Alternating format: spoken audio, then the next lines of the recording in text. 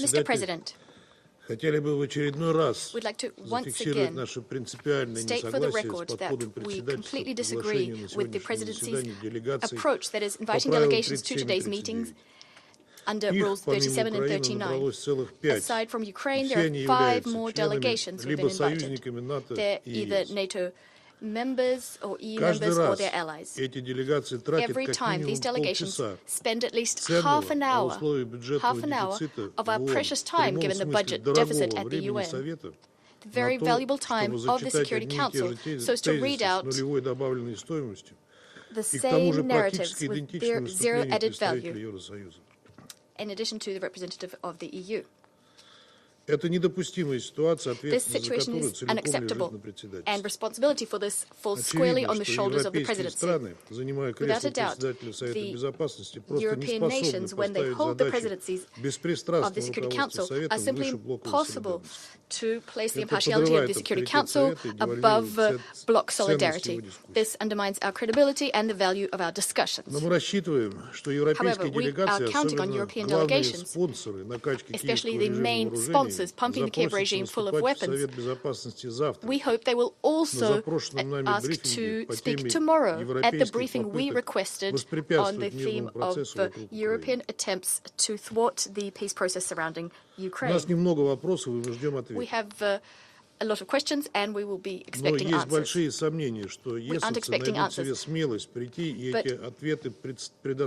we do harbor the hope that the EU will answer at least some of them, not as part of a staged EU-NATO event organized by them for their purposes, based on preparations made by Brussels. But, as called for here at the Security Council, as part of an interactive discussion as the entire international community looks on. Strategic sovereignty was lost long ago by our former European partners, and they are incapable of doing what I just asked for. President, the script of today's meeting is absolutely clear and predictable. This meeting, much like previous similar initiatives undertaken by our Western and of late European colleagues specifically, these meetings are convened not to resolve problems nor to bring the Ukrainian crisis closer to a peaceful settlement. The goal is to stop an image of a supposedly free and democratic Ukraine from being definitively deflated. Ukraine, which has the image of a victim of a so-called Russian aggression, an image which the European sponsors of the regime in Kiev are trying to keep afloat. They've been doing this for years now. They began creating this image long before Russia launched its special military operation in Ukraine. It's becoming increasingly difficult for London, Paris, Berlin, and their satellites to blow up this propaganda bubble, because the dictatorship in Kiev and the endeavors of the Kiev overstay princeling to cling to power at any costs, power he would lose if peace were to prevail, are patently obvious. The biggest fear of Zelenskyy are the elections when he and his sidekicks will have to answer for not keeping their promises about peace with Russia, not protecting the rights of Russian-speaking Ukrainians, respect for rights and freedoms in a country which he himself has turned into a concentration camp and a meat grinder. Moreover, as long as the bugbear of a Russian threat exists, the Zelenskyy posse doesn't have to account for all of the money stolen from state coffers, nor the stealing of Western and, in particular, U.S. assistance, which amounts to tens, if not hundreds of billions of dollars. This isn't something Zelensky's European accomplices and the Biden administration want, those who have profited handsomely from the Ukrainian conflict. That's why the main objective of this group of militarists is to prevent the main shareholder, the U.S., from exiting the Ukraine anti-Russia geopolitical project. They want to prolong the war for as long as possible. This isn't easy, because the new U.S. administration has, over the last few months, opened its eyes and seen the true colors of the Zelenskyy regime, as well as the root causes of the Ukrainian conflict. That's why they're resorting to any and every provocation, any and all lies about Russia, its activities and plans. Today, once again, in this chamber, they're asking us to believe that Russia is knowingly shelling residential areas of Ukrainian cities, serving up as evidence the consequences of Ukrainian air defenses, which have been stationed next to homes and social infrastructure in violation of basic norms of international humanitarian law. At the same time, what's being hushed up is the fact that our strikes target exclusively facilities linked to Ukraine's military-industrial complex, and we are successfully destroying or rendering these facilities inoperable. Over the last few days, we've hit munitions storages and military technologies in the Dnipropetrovsk region, a temporary deployment site, and rocket and artillery munitions warehouses of the Ukrainian Armed Forces Mechanized Brigade in the Sumy area, as well as a temporary deployment site for foreign mercenaries in Svetogorsk, in the DPR, and in the Kharkov regions. A strike was conducted on a defense industry plant in Ukraine. That's the Pavlogradsky chemicals plant in the Dnipropetrovsk region. We destroyed 2 Patriot anti-aircraft missile system launchers. Rockets were fired on an unloading and storage area containing military equipment and munitions in Odessa port. This resulted in the destruction of roughly 100 containers containing important components for uncrewed vessels, UAVs, as well as munitions. What is also being hushed up is the fact that the Russian Federation is doing what I just mentioned only in response to massive and deliberate shelling on the part of the Kiev regime of peaceable Russian cities. Thus, despite the fact that the Russian Federation called a 72-hour ceasefire to mark the 80th anniversary of the victory over fascism, between the 8th and the 11th of May, we recorded over 14,000 violations, over 4,000 attacks by artillery, tanks and mortars, 62 attacks using MLRSs, 9,900 strikes and releases of munitions from UAVs.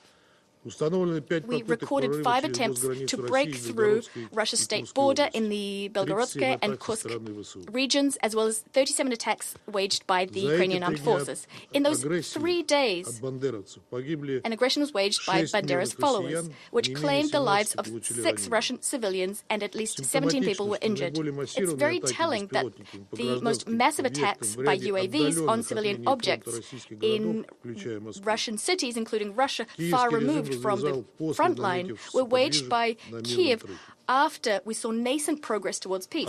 Specifically, they waged these attacks after direct Russo-Ukrainian talks in Istanbul were resumed and set a course towards an end to the conflict.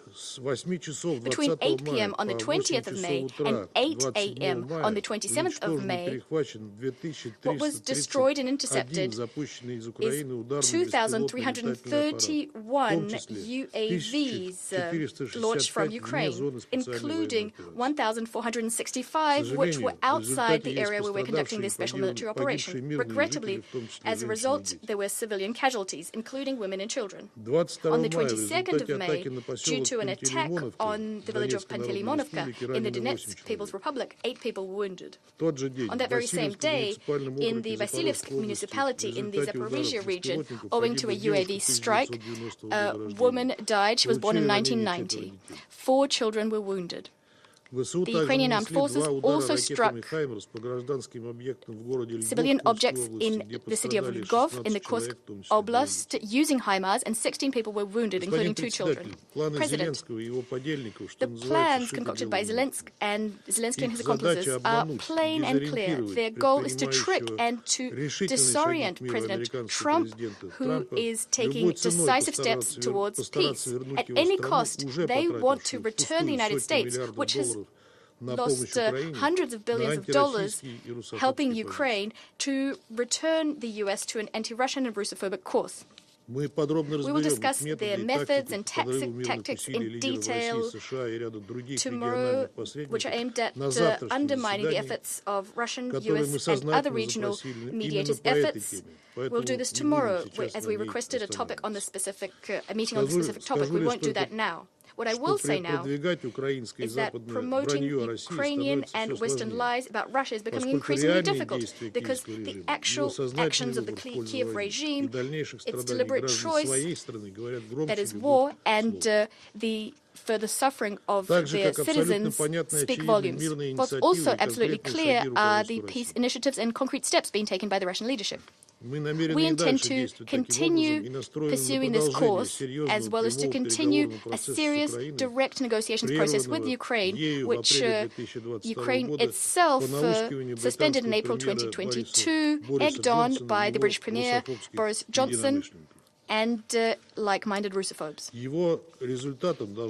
outcome of this process should be a decision, or rather a solution, which would reliably address the root causes of the Ukrainian conflict and the threats to the security of my country emanating from Ukraine. Ukraine has been invited to meet in Istanbul on the 2nd of June and to discuss the content of our memoranda regarding approaches to the negotiations process. While Kiev continues attempting to prolong the war and to provoke Russia, striking at residential and civilian infrastructure on our territory, while they do that, we will continue our special military operation and we will continue destroying objects linked to Kiev's military capabilities. No new anti-Russian sanctions, nor deliveries of weapons to Ukraine, or any other hostile steps vis-à-vis Russia will be able to prevent the inevitable military defeat of the Zelenskyy regime. The ball is in Ukraine's court.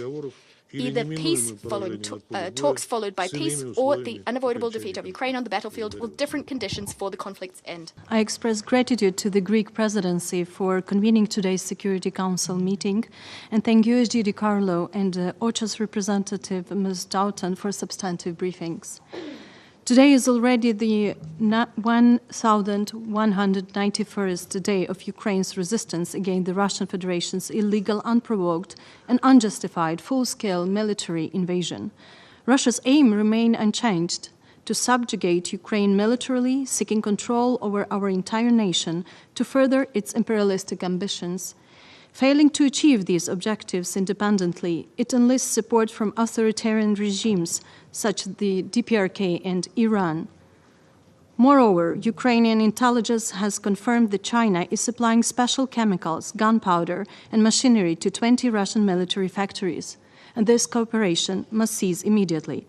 Ukraine continues to defend itself in full accordance with Article 51 of the UN Charter. We are grateful for the unwavering support of the European and American and other partners and allies, which bolsters our defense capabilities. Simply put, Ukraine did not initiate this war, nor do we desire its continuation today. On its part, Russia could end its aggression at any moment, but persistently rejects all credible paths to peace. Mr. President, Ukraine has consistently demonstrated commitment to diplomacy and remains open to any format that can yield tangible results. We supported the U.S. proposal for a 30-day full interim unconditional ceasefire agreed upon in Jeddah on 11 March. Ukraine firmly believes that at least 30 days long ceasefire must be the first step towards negotiations on just and lasting peace. We reaffirmed this proposal multiple times, but Russia consistently refuses to accept it. Russia's actions clearly indicate its unwillingness for peace. On 20 April, despite media reports of Russia's alleged readiness for so-called Easter ceasefire, Russian forces carried out 1,882 shelling attacks, conducted 33 multiple-launch rocket system strikes, and deployed 957 kamikaze drones against Ukraine. Russia again declared solely through media channels its readiness for a ceasefire since 8 till 10 May. In practice, it launched 115 airstrikes, dropped 197 guided aerial bombs, carried out 12,100 shelling attacks, including 187 by multiple launch rocket systems, and targeted civilian infrastructure with 7,303 kamikaze drones. This is what Russia's so-called ceasefire entailed. On 10 May, Ukraine, alongside European leaders from France, Germany, Poland, and the United Kingdom, supported by the US and other partners, called Russia again to agree to a 30-day ceasefire. The collective will of Ukraine and its partners was clear. If the Russian Federation refused, robust sanctions would be imposed on Russia, particularly targeting the energy and banking sectors. Russia's response was to reject an unconditional ceasefire and instead demand direct negotiations with Ukraine in Turkey. We are not afraid of talks. We are for constructive talks. President of Ukraine Volodymyr Zelenskyy was ready for a personal meeting with Putin because only Putin decides the strategic issues of war and peace in Russia. Our president visited Turkey on 15 May, ready for a direct meeting, whether in Ankara or Istanbul. Putin, however, refused to attend, sending a low-level delegation lacking decision-making authority. Despite this, a high-level Ukrainian negotiating team, headed by Defense Minister Rustem Umerov, was ready to discuss the ceasefire. Notably, Russian delegation mostly consisted of the same individuals it had sent to Istanbul in 2022. This demonstrates that Russia has not altered its fundamental approach. Their goal is to transform the Istanbul meeting into a staged, hollow process reminiscent of the talks in 2022. It is not Ukraine or Western leaders who are undermining negotiations, as Russia claims. It is Russia that sends delegation with no decision-making mandate, effectively nullifying the prospects of diplomacy. The only positive result of the meeting in Istanbul is an agreed exchange of prisoners of war in the format 1,000 for 1,000, implemented on 23rd-25th May.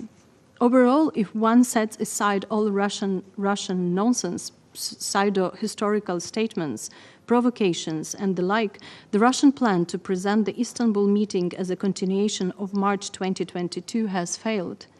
This is a completely new dynamic. The conditions for and realities are different now. In order to overcome the current diplomatic stalemate, there is a need for a meeting at the leaders' level, and President Zelenskyy has repeatedly reaffirmed his readiness to meet with Putin at any time and at any mutually agreeable location. We will continue to insist on an unconditional and complete ceasefire for at least 30 days as the only viable foundation for the success of any further discussions and steps. However, Russia is now trying to buy time in order to continue its war and occupy more Ukrainian land. It continues to intimidate and terrorize Ukrainian civilians by attacking the critical infrastructure and residential areas. All of this sends a clear signal. Russia does not desire to end this war and is neither willing nor ready for genuine negotiations. Russia's actions warrant full-scale pressure to limit its military capabilities and to push it toward real peace. The Istanbul meeting and its follow-up cannot and will not serve as an excuse not to increase pressure on Russia. On the contrary, it is proof of why such pressure is urgently needed. The strength of this pressure is inversely proportional to the Russians' willingness to be constructive and embark on a genuine peace process. Mr. President, the Russian Federation continues to escalate its brutal and systematic attacks on civilians across Ukraine. Day and night, Ukraine endures relentless waves of deadly drone and missile strikes.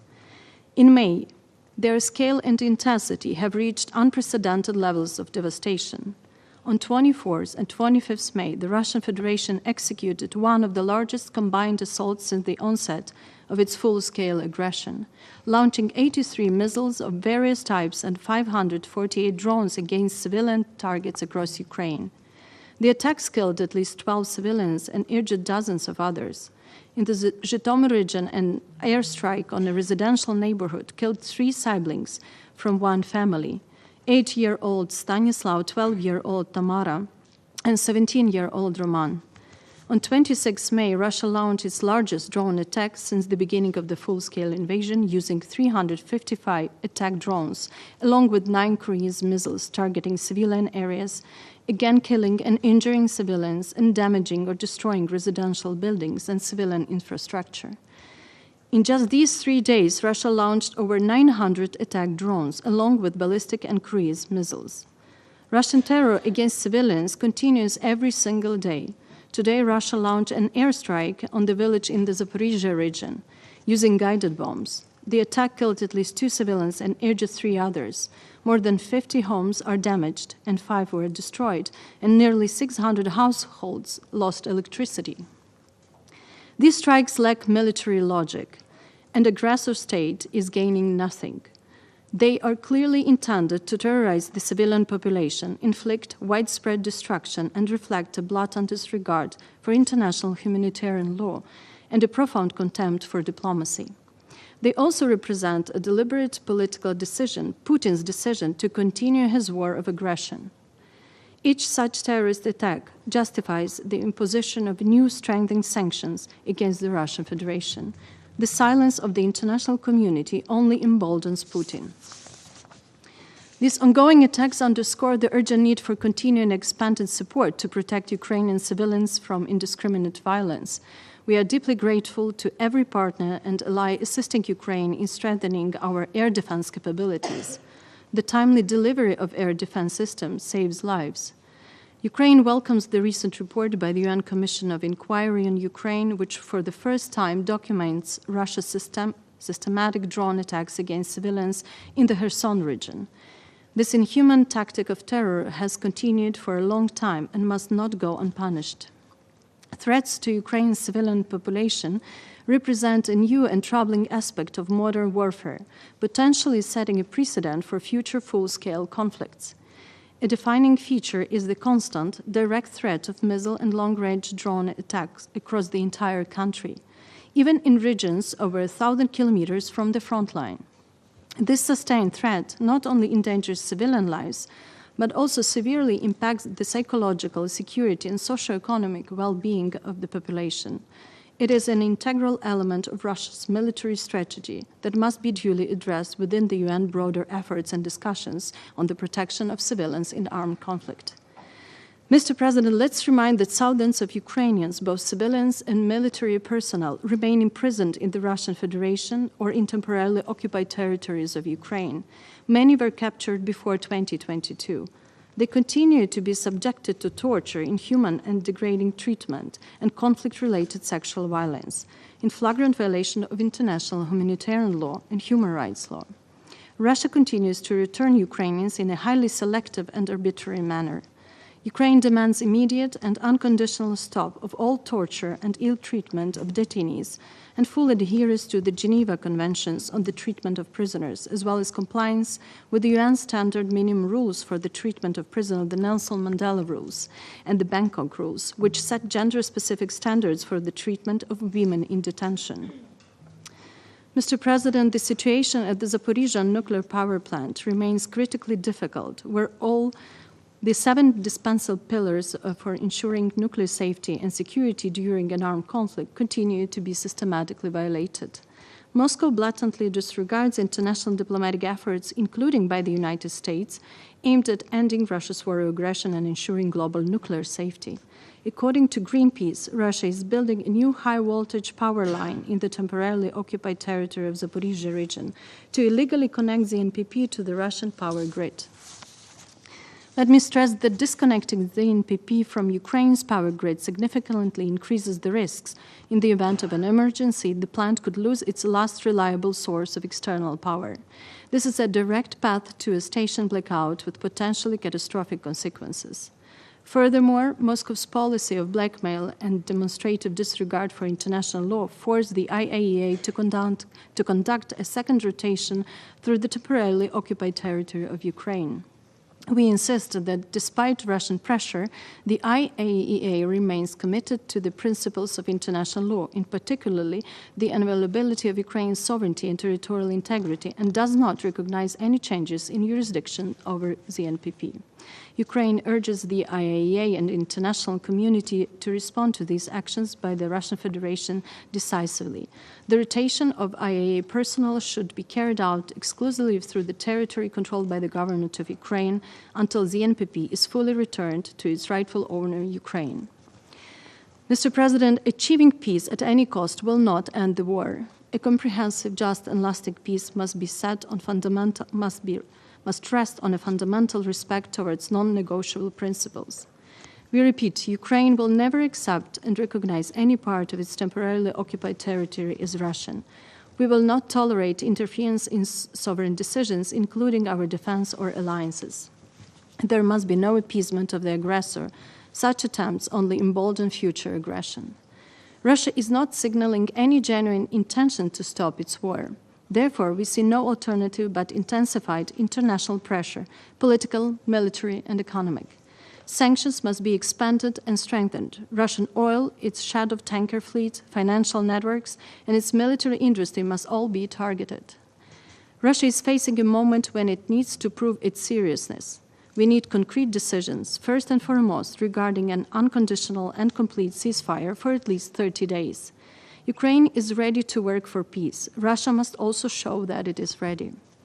As a confidence-building measure, we propose the immediate and unconditional return of all abducted Ukrainian children, prisoners of war, and detained civilians. For peace to endure, justice must prevail. We welcome progress by the core group on establishing a special tribunal for the crime of aggression against Ukraine. Technical work on the necessary legal instruments is complete. Mr. President, at the heart of global peace and security lies the Charter of the United Nations. Upholding it is not optional, it is our collective duty. That is the standard by which each member of this Council, and indeed the international community, will be judged. Yet today we witness a great distortion of that duty. The Russian Federation, still present in the Soviet permanent seat, is using its status not to preserve peace, but to shield its war of aggression against Ukraine. This abuse strikes at the core of the international system we are all meant to uphold. Ukraine, for its part, seeks a just and lasting peace, one rooted in the principles of the UN Charter and reinforced by binding long-term security guarantees. Peace cannot rest on words alone, and particularly because words do not work with Moscow. It requires concrete steps, an immediate and just ceasefire, sustained diplomatic engagement, and the establishment of a credible security architecture centered around effective security guarantees for Ukraine that will prevent the recurrence of aggression. This is why Ukraine is working with all partners, the United States, the European Union, and all international partners, to build a broad-based, principled coalition for peace. But to succeed, the international community must act with unity and resolve. Now is not the time for hesitation. Now is the time to increase coordinated pressure, not merely to influence the course of Russia's war of aggression, but to bring it to a close and to secure peace for all our future generations.